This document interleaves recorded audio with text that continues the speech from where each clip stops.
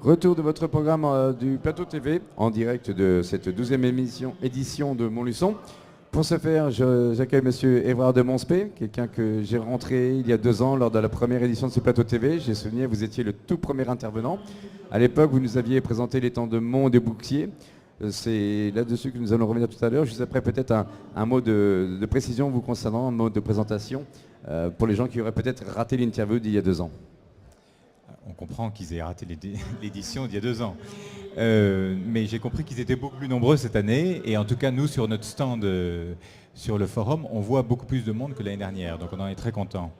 Merci de nous accueillir à nouveau cette année pour parler de nos 2 plans d'eau qui sont évidemment un projet qui nous tient particulièrement à cœur. Et quand je dis nous, c'est à la fois ma famille et tous mes amis qui sont autour de ce projet. Merci en tout cas. Donc entrons tout de suite, si vous le voulez bien, dans le vif du sujet. Concernant les temps de Mont et les temps de Bouxier, qu'est-ce qui fondamentalement a changé? Quelles ont été les petites nouvelles fraîches de ces concepts que vous nous avez présentés déjà? Alors, ce qui a changé sur ces 2 plans d'eau, et je serai un peu obséquieux en disant que ça a changé grâce au forum de Montluçon, mais ce n'est pas tout à fait faux. Ce qui a changé, c'est la fréquentation. C'est le fait que ces 2 projets que nous avons démarrés, pour l'un, les temps de Bouxier en 2008, et pour l'autre, les temps de Mont l'année dernière. Ce qui a changé, c'est que ces 2 projets se sont pas mal assis grâce à une fréquentation accrue, liée en particulier, et je dis ça avec toute sincérité, grâce au public que nous avons rencontré au Forum de Montluçon, mais aussi sur beaucoup d'autres salons, y compris à l'étranger, qui nous ont permis de rencontrer donc ces clients potentiels et ces pêcheurs qui sont venus et qui, pour beaucoup, sont revenus en fait. Parce que des salons même auxquels vous avez participé à l'étranger, car vous savez que les pays qui sont limitrophes sont aussi très très intéressés pour la destination France et pour elle, toujours au jour d'aujourd'hui, la numéro 1 dans l'esprit des carpistes européens. Alors notre expérience, c'est que pour l'instant, les étrangers qui viennent, et nous sommes assez soucieux de conserver une équité entre les Français et les étrangers, mais l'expérience nous montre que pour l'instant, les étrangers qui viennent sont les étrangers d'Europe du Nord, c'est-à-dire, ça exclut les Italiens, les Espagnols, les Portugais, parce que, en fait, par habitude, ils ne viennent pas pêcher en France. En revanche, on a beaucoup de Néerlandais, des Belges, des Allemands, un petit peu de Suisse, mais la Suisse n'est pas un grand pays. Et puis nous sommes allés 2 fois en Angleterre et les Anglais ne viennent pas parce qu'on est trop loin. En fait, on est à 650 km de Calais et c'est trop loin pour les Anglais dont on connaît la situation économique. Bien sûr, c'est ce qui explique la diversité, la multitude d'étangs privés de vocation plutôt anglaise au nord de Paris. Tout simplement nord ou autour de Paris. C'est des raisons géographiques, kilométriques en fait, uniquement. Oui, en fait, sur ce sujet, mais qui n'est pas le sujet de nos 2 étangs, sur ce sujet, on peut effectivement remarquer qu'il y a un certain nombre, il y a une typologie en fait d'Anglais qui prennent leur retraite, qui sont carpistes, qui viennent s'installer en France parce que les Anglais adorent la France, achètent un plan d'eau et ne développent une clientèle que venant de leur pays d'origine, qui sont anglais. D'ailleurs, le site web n'est pas référencé en France, on ne parle pas français et on nourrit avec les spécialités gastronomiques Mais centrons-nous, vous avez parfaitement raison sur vos produits. Je me permets de vous prendre les 2 brochures concernant ces 2 étangs. Les 2 étangs qui en fait sont parfaitement complémentaires, offrent un esprit, un service différent. J'aurais envie de dire une attitude de pêche complètement différente fondamentalement.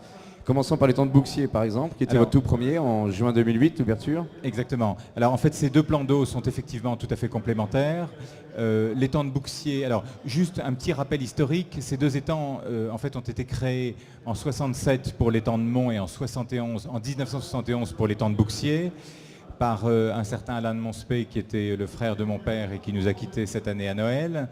À qui nous devons beaucoup, et qui a donc créé cet étang de Mont en 67 et l'étang de Bouxier en 71.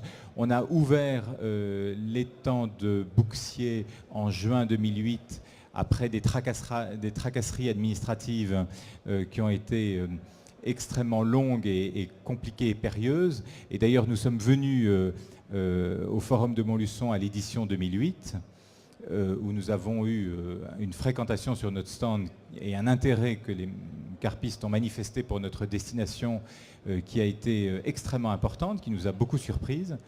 Et malheureusement, on a eu notre autorisation de pisciculture, notre autorisation d'ouverture au public qu'en juin, et au mois de mai d'ailleurs, qui avait précédé ce mois de juin 2008, nous avions dû renoncer à 270 journées de pêche, ce qui était quand même relativement conséquent. Donc on a ouvert en 2008 et ça a démarré sur les chapeaux de roue en fait. D'accord. Donc Bouxier en quelques chiffres, superficie, Cheptel. Alors Bouxier, rappelons-le, d'abord ce sont 2 plans d'eau qui sont dans l'Allier, c'est-à-dire à 80 km de Montluçon. C'est un étang qui fait 21 hectares, qui est objectivement assez beau, très isolé, qui se situe à 1,5 km d'une route départementale, qui est dans un écrin de verdure au sens où il y a un bois de 170 hectares qui entoure ce plan d'eau. Donc on est vraiment très très isolé et c'est très agréable et il n'y a absolument pas un bruit. Nous avons créé 18 postes de pêche. En réalité, nous en exploitons 12 ou 14 en fonction de certains critères de gènes, etc.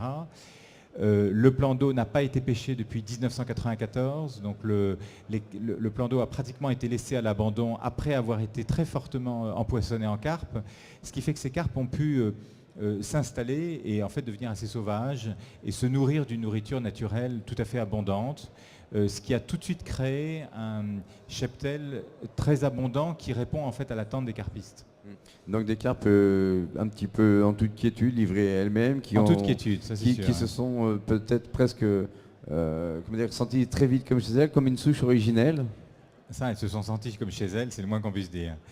Notre surprise, notre mauvaise surprise en 2008 a été que les premiers pêcheurs ont pris beaucoup de poissons mais pas de gros.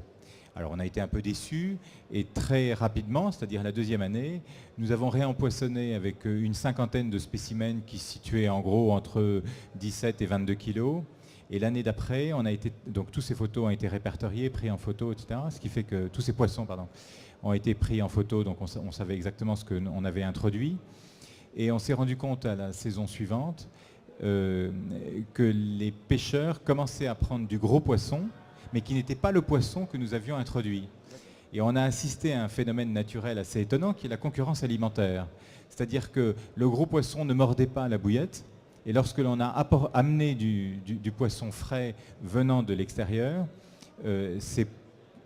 tous les poissons se sont mis à mordre. Et on a pu à ce moment-là avoir des records de prise tout à fait étonnants et inattendus. Ça apportait un petit peu de remue-ménage dans leurs habitudes alimentaires à ces vieux poissons résidents qui, dans le même coup, donc, se sont un petit peu plus rabattus sur ce qu'on leur proposait au lieu de ce qu'ils avaient l'habitude de trouver naturellement. Absolument. Injecter du sang neuf. Voilà, cet apport de nourriture a pas mal modifié en fait leur comportement. Et du coup, aujourd'hui, on arrive à des poids qui se situent entre 23, 24, 25 kilos. Beau poisson. Voilà. Et puis, la même année, on a aussi fait une opération assez importante pour les pêcheurs. C'est que nous avons, entre septembre et octobre 2008-2009, prélevé les poissons qui se situaient en dessous d'un certain poids, de sorte de garantir des poissons à partir de 8 kg. Donc tous les poissons qui étaient en dessous, nous les prélevions et nous les mettions dans un autre plan d'eau, parce qu'on a toute une organisation où on fait grandir du poisson. Pour obtenir une moyenne de poids plus flatteuse. Alors cette moyenne de poids plus flatteuse est attendue des pêcheurs, car la pêche est une promesse. Enfin, les plans d'eau que nous développons, c'est une promesse que nous faisons aux pêcheurs. Nous avons aussi tenté de l'équilibrer en apportant beaucoup de carnassiers qui du coup mangent la fraye des carpes. D'accord, très bien. Deuxième étang, donc toujours la même idée, c'est un étang de pêche privé, mais un autre concept par contre. Alors l'étang de Mont, nous pensions le garder pour faire de la pisciculture parce qu'il est traversé par une rivière, ce qui permet de le vidanger et de le remplir relativement facilement. On s'est rendu compte que la pêche à la carpe nous passionnait beaucoup plus que la pisciculture. Et donc on a eu l'idée de monter un projet équivalent. Mais comme il faut à la fois garder les recettes qui marchent et en inventer des nouvelles, nous avons souhaité imaginer quelque chose de nouveau. Alors, comme je le dis souvent, moi, je ne suis pas carpiste. Alors, comme je ne suis pas carpiste, mais qu'en même temps, je me passionne pour la passion des autres, je m'assois au bord de l'étang avec les gars et je discute pendant des heures avec eux pour comprendre ce qu'ils aiment, ce qu'ils veulent, ce qu'ils attendent. Et j'ai constaté une chose, enfin, nous avons constaté une chose tout à fait marquante, c'est indépendamment du poisson, le carpiste vient pour prendre du poisson, pour prendre des beaux poissons, pour avoir de la touche et pour battre son propre record. Mais ce qu'on a pu observer, c'est que le pêcheur, lorsqu'il arrive sur son poste, met ses lignes à l'eau, ça lui demande 2 heures pour s'installer, etc. Et une fois que la pêche a commencé, maintenant il faut installer le bivouac, le biwi. Et ça prend du temps. Et notre idée pour nous démarquer des autres plans d'eau a été de leur installer des tentes. Alors non pas forcément des tentes qui soient des biwi, c'est-à-dire la copie conforme de ce qu'ils ont dans le coffre de leur voiture, mais on a voulu s'inspirer des safaris africains avec des tentes sur plateforme, sur pilotis, alors qu'ils ne sont pas sur l'eau, mais qui sont à proximité des postes de pêche. Beaucoup plus exotiques, des paysans en tout cas. Beaucoup plus exotiques, avec des couleurs qui s'intègrent dans le paysage, et surtout qui soient meublés, ce qui offre un confort à la fois quand il fait très chaud, mais aussi quand il fait froid, mais aussi quand il pleut, de façon à ce que le pêcheur trouve un certain agrément. Notamment dans le cas des petites pêches qu'on organise en famille, ça veut dire que le pêcheur égoïstement va trouver son plaisir sans sacrifier pour autant au confort, à la sécurité de sa petite famille.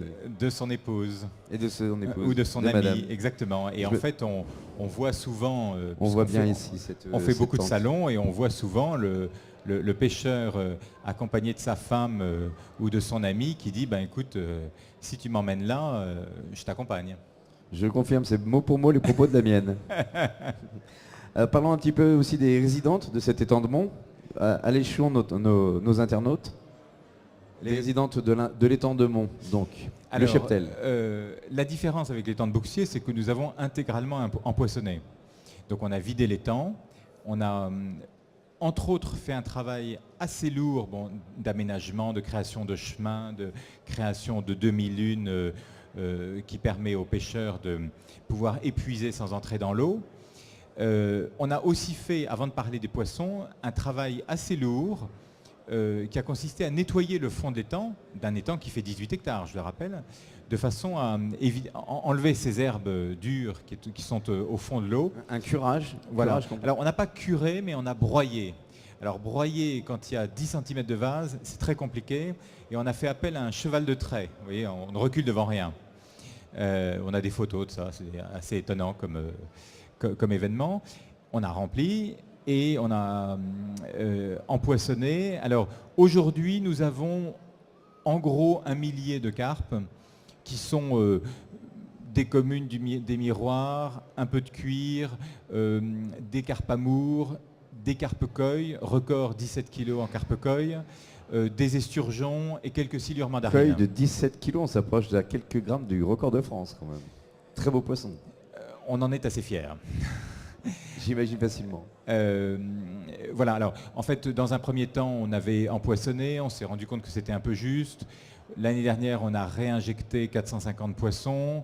Cette année on a à nouveau réinjecté une trentaine de poissons qui se situent entre 14 et 18 kg. Donc voilà, là on est à peu près bien, on a notre millier de poissons qui se situent là encore entre 8, on essaye de ne pas descendre en dessous de 8, même si de temps en temps les gars sortent une carpe de 3 kg, ce qui arrive. Mais on essaye de ne pas être en dessous de 8, et après on se situe aux alentours de 23, 24, 25, on a un esturgeon de 35 kg, donc ça on en est assez content aussi.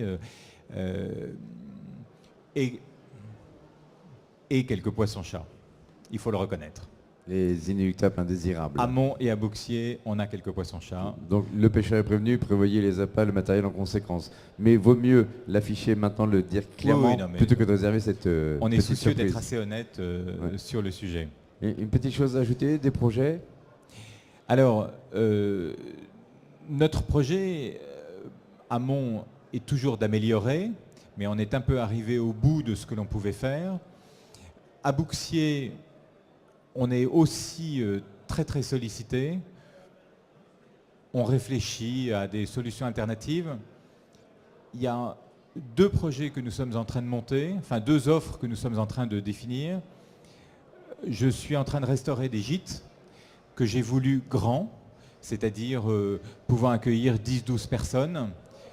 L'un se situe à 1,5 km de l'étang de Mont, l'autre se situe sur l'étang de Mont. Et cette année, sur le stand de Montluçon, sur le salon de Montluçon, nous avons formulé une offre qui est une combinaison entre des postes de pêche et le gîte, qui répond à la question comment venir pêcher et se faire accompagner de sa tribu.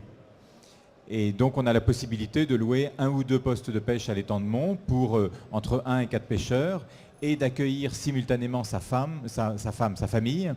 Alors ça peut évidemment se faire à plusieurs et on a une offre packagée pour l'ensemble. L'autre chose que nous développons, alors qui sort un peu du registre de la carpe, c'est qu'en dehors de la période carpe qui en gros se termine fin octobre, début novembre, nous allons ouvrir à des week-ends carnassiers.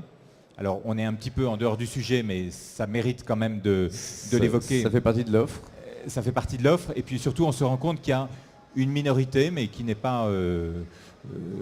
qui est malgré tout relativement importante, de carpistes qui pêchent quand même le carnassier, surtout qu'à un moment donné la pêche à la carpe s'arrête un peu et les pêcheurs ont toujours envie de pêcher, n'est-ce pas? Et donc nous aurons une offre gîte où on peut venir à 5 pêcheurs, 10 personnes, et venir pêcher un jour sur l'étang de Mont et un jour sur l'étang de Bouxiers. Alors on vient avec son bateau, etc. Et on passe un week-end sympa à 5 pêcheurs et on jouit de l'étang de Mont et de l'étang de Bouxiers en exclusivité, ce qui est quand même assez convivial appréciable. et intimiste en même temps. Absolument. D'accord. Sur des plans d'eau qui sont quand même assez grands et assez spectaculaires. Ok, très bien. Je vous invite, amis internautes, à aller découvrir et vérifier la véracité des dires de Monsieur de Monspey sur le site étangdemont.fr. Évrard, merci du temps. Étangdemont.com et bouxiers.com. Ah, pardonnez-moi. C'est du .com, c'est pas du .fr. Petite erreur de frappe alors. Et il y a une autre chose aussi, c'est que nous avons une très bonne et étroite collaboration avec Bruno Sudre. Bruno Sudre qui est connu comme le loup blanc et qui, sur son site Carpe Passion 63, a développé une information qui est assez complémentaire à la nôtre et qui en particulier permet sur les sites, enfin sur les pages de Mont et de Bouxiers, d'avoir une vue aérienne des plans d'eau avec les numéros de poste, et lorsque l'on clique sur chacun des numéros de poste, on a des photos du poste pris depuis la berge et pris depuis le milieu. Donc ça, il y a un travail assez remarquable qui a été fait par lui sur ce sujet. Et voilà, je tenais à le signaler parce que c'est très complémentaire à l'information que nous diffusons. Ça permet de se faire une idée de l'endroit où on va et de choisir même son poste selon ses préférences personnelles. Ça, c'est très très bien. M'envoyez pas d'être un peu impoli, je suis obligé de couper court maintenant, d'autres personnes arrivent. Evra, merci Tom, merci vous avez pour votre accueil. Je sais que vous êtes très sollicité là-bas. C'est vrai qu'on est assez sollicité et surtout nous reviendrons dans 2 ans. On se reverra alors, avec grand plaisir. Merci beaucoup. Merci.